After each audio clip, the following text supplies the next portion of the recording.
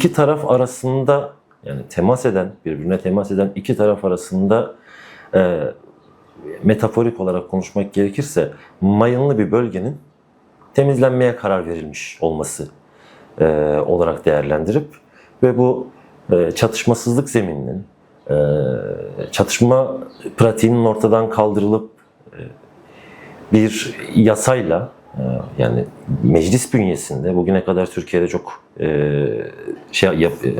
başvurulmuş bir yöntem değil. İlk defa böyle bir yasayla bu meseleyi, bu çatışmasızlık sürecini hakim kılmaya dönük bir çabayı elbette ki olumlu karşılıyoruz.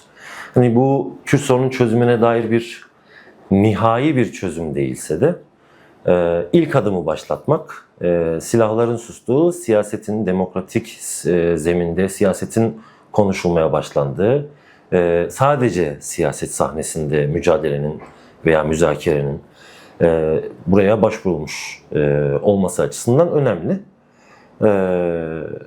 Kaldı ki bu mesele sadece Kürt halkının lehine bir durumda değil. Yani her zaman bizim tarafımızdan, Kürt halkının temsilcileri tarafından, ortak partimiz, stratejik ittifak partimiz, DEM Parti'nin başkanları tarafından uzunca yıllar, özellikle de son iki süreçte yaklaşık 30-40 yılda bu savaşa, bu savaş sürecine ne kadar yatırım yapıldığını bilançolar halinde tek tek sunduk. Bu devasa bütçenin şimdi çatışmasızlık sürecinde Türkiye'nin daha en acil ekonomik problemlerine, eğitim lehine, Türkiye'nin ekolojisi lehine, Türkiye'nin kadınları lehine, işçi sınıfının lehine kullanılabileceğini göz önünde bulundurursak sadece Kürt halkının değil, tüm Türkiye halklarının son 50 yıldır lehine gerçekleşebilecek en önemli adımlardan bir tanesi gerçekleşiyor.